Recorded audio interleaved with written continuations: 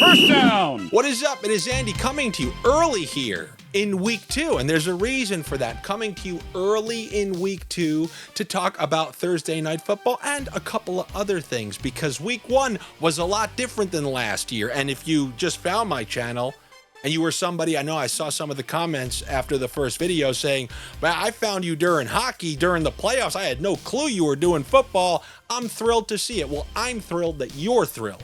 And then I saw some other people, but do you have your metrics from last season? As if I'm showing up to you with my suitcase. Well, if you can see right here, here's what happened last year. Let me fill you in. If you're new to the channel, like I said, happy to have you, unless you're a prick, and then I'm probably not. Who knows? Maybe if you're a prick, I'm still happy to have you, because the one good thing about pricks, they love letting people know how they feel. And if you're gonna be, don't be a silent prick. If you're gonna be a prick, let me know in the comments and at least help drive up the engagement in this video. How do you like that? Yeah, just kind of prodding, poking a prick, pricking a prick in the hope that they respond with some comments. I'm sure you have some after that week 1, because this week 1 was a lot different than last week 1, because let me tell you what happened last year. And those of the longtime sniffers here, everybody was here last season, you vividly remember what happened last year. I uploaded the opening video. You want to know what a lot of people, I said, stick to hockey. You're a hockey guy. And as I said at the time, like Michael Jordan in The Last Dance, and I took that personally. And I proceeded to sweep the board on opening night. And then I had one losing week in about the first 8 to 9 weeks of the season, maybe 2 losing weeks in the opening 10 weeks. And it was all tracked. You can go back to last year's videos. Do yourself a favor right now. Are you going to do that? Of course you're not. But I would always put in the description of the following video how the bets went. When it came to the NFL, I was raking. Week 1, not much raking for anybody. Only the people who like betting unders. And do you think if somebody logs on, watches a YouTube video and wants some NFL sniffs, what percentage of those people you think, if you had to guess, like clicking on the word under? And now this is when people come, they say, oh, I love betting under. It's funny how everyone loves betting unders. Only after it's a week full of unders. That's exactly what week 1 was. I know, go check your fantasy scores. Go check your fantasy league scoreboard. And I'm not talking about those fake 8 to 10 team leagues. I'm talking about 12 team league, 14 team league. So many people dudded in this opening week, which was a nice week for the sports books. If you watched A Dave and a Dan, I encourage you to check those quote unquote donkey charts where you see everybody what they were betting, and so many of those lost. And the number 1 bet on that entire donkey chart, the most publicly bet game, was the Denver Broncos. -8.5 is what it ended at. And then what happened? They were up by 8 points. They neglected to kick a field goal. And that ultimately led everyone to say, what? Say it. Say it, Family Feud audience. It's rigged. Anytime I hear that, anytime I hear somebody say it's rigged, I just hear the idiotic audience from the Family Feud. And now it's time to play.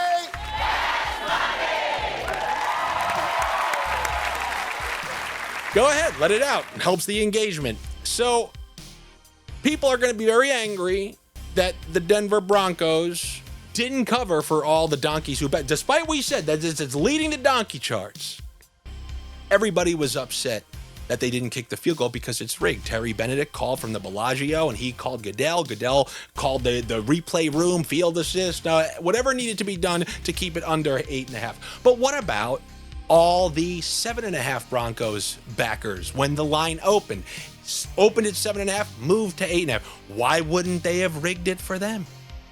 If they're gonna rig it, they want all the poker chips. They don't want the people who bet Tennessee to win, and also all the people who took the Broncos on the opening line. Moral of the story is, if you start yelling that things are rigged because you bet on the game 5 minutes before it started and got the worst line humanly possible, who's that on? Now you're going to blame it on, of course, now it's rigged, Goodell, it's a cadre of people behind closed doors. Sure. But what are you talking about, Andy? You're like, I want to watch right before and put the bet right in right before, because that's what normal people do. I'm a casual bettor. Fine. I have no problem with that, but just be a casual bettor and a casual loser. Makes no difference to me. So with that said, let's talk about Thursday Night Football. You got the Washington Redskins Commanders going to play the Green Bay Packers. Both of these teams coming off week 1 wins.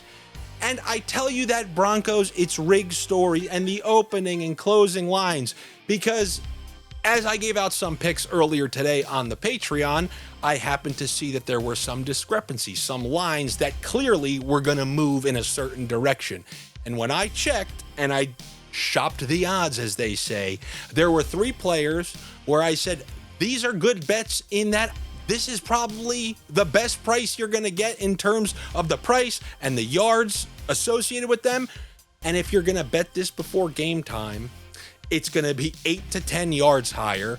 You're going to lose by 1 or 2 yards and then claim it's rigged, despite every single person who put these early numbers in winning the bet. And what are these bets? I'm about to tell you all 3 of them. Y'all ready? All right, 20 seconds on the clock, please. Here we go. Hopefully the line is remotely like what I'm telling you right now, but if not, don't worry. I always have to clean up your mess. You're going to wait to the last minute, and I'm still going to clean up your mess. Isn't that nice? So the first one is... when you buy a dozen condoms, how long do they last? I don't know. I don't wear them. This Bill Crosby merit, who is the reason that the Washington Commanders felt comfortable enough to trade away Brian Robinson and then made Chris Rodriguez, the running back that everybody was scared is going to be a 4-way timeshare. It's going to be Ekeler and Merritt and Rodriguez, and Debo's going to get some touches involved. Debo got 1 carry.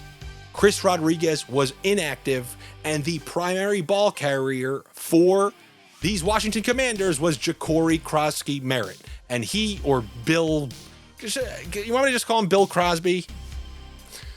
Bill Crosby looked pretty damn good on his, and he scored a touchdown, had some very good runs in there, and now he faces this Green Bay team coming off of an unbelievable defensive effort against the Detroit Lions, who lost 2 members of their offensive line. So we're trying to gauge how good is this Green Bay defensive line, and what do we have here with the Washington Commanders in terms of their running game. So here's what I'll say.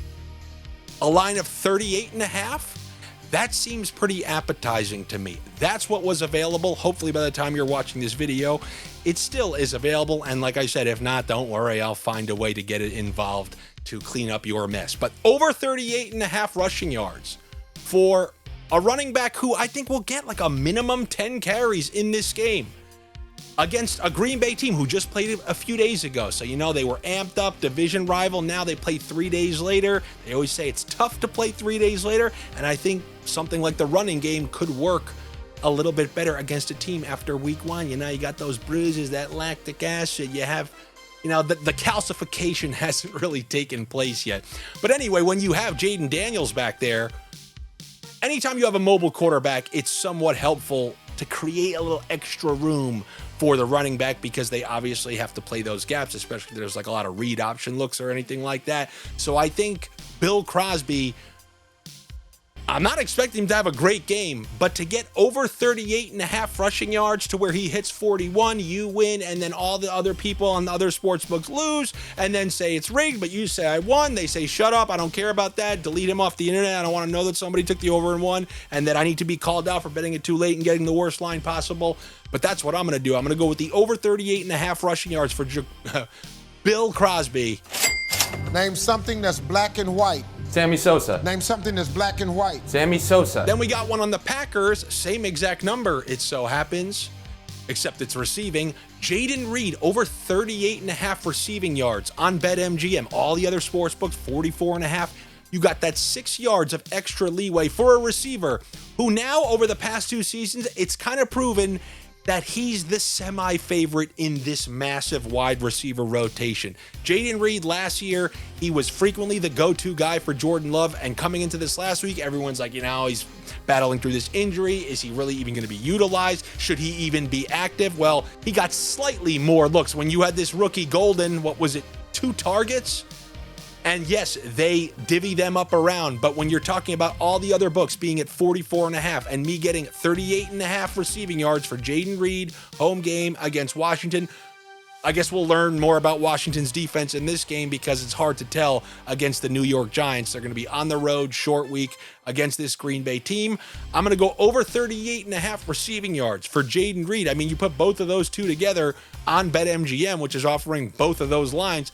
There's one of your little mini pirate parlays on the night. Name something that's black and white. Sammy Sosa. Name something that's black and white. Sammy Sosa. And I have a third one. This time, I'm going to be going back to Washington, talking about one of their receivers, but it's not just going to be this game. It's going to be so many games this upcoming week, whether I was talking about DFS in years past or the last couple of years here during week 2.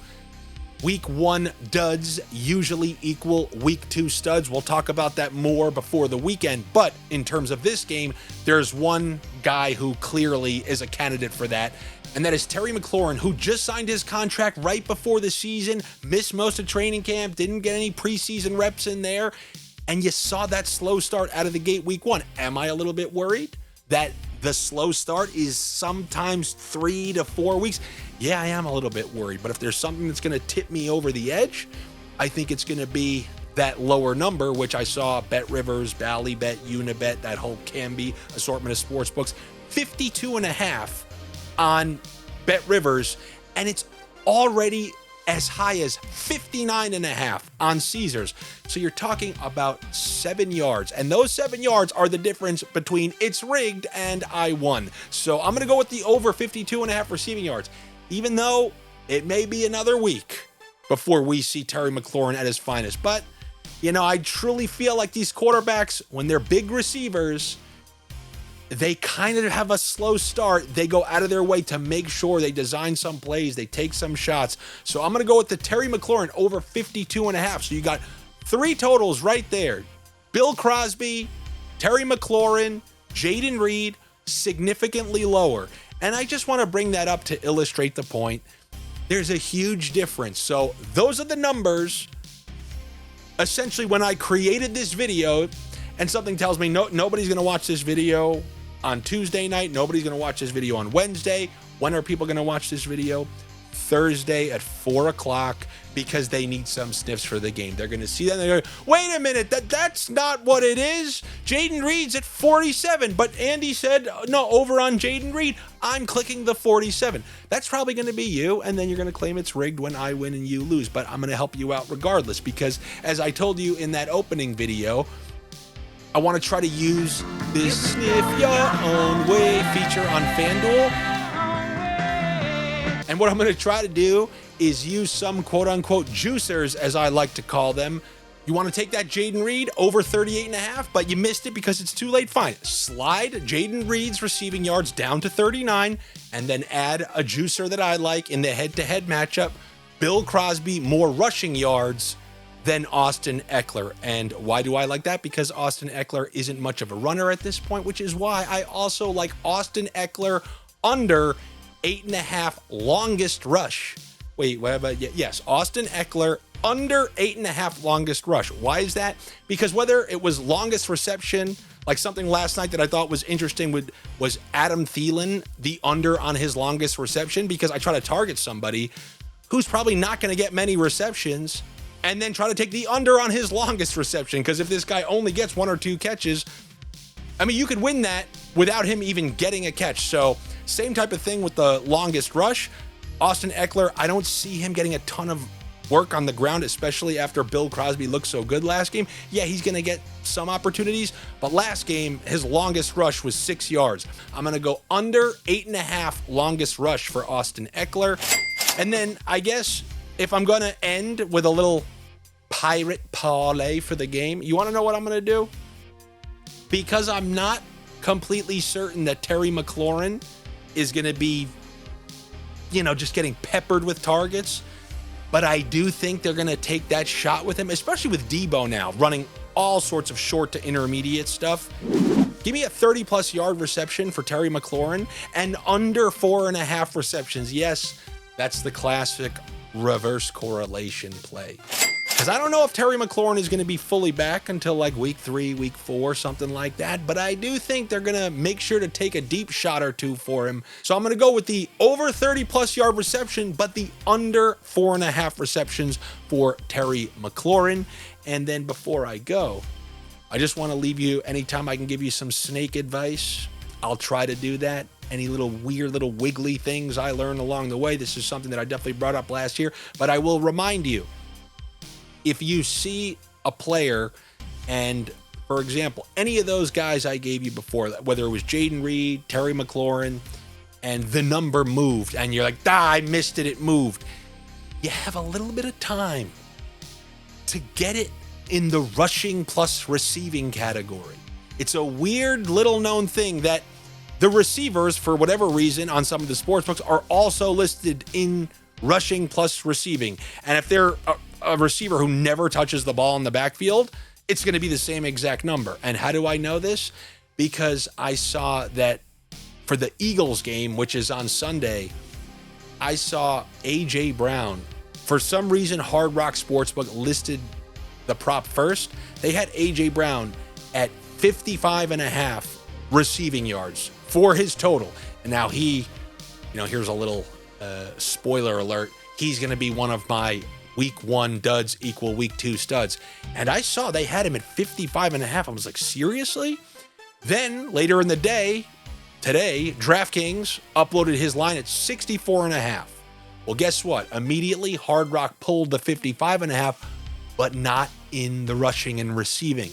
They just left it there at 55.5. So you got 10 yards. A.J. Brown, 55.5. It's going to be hilarious if he has 20 yards again, but just something like that.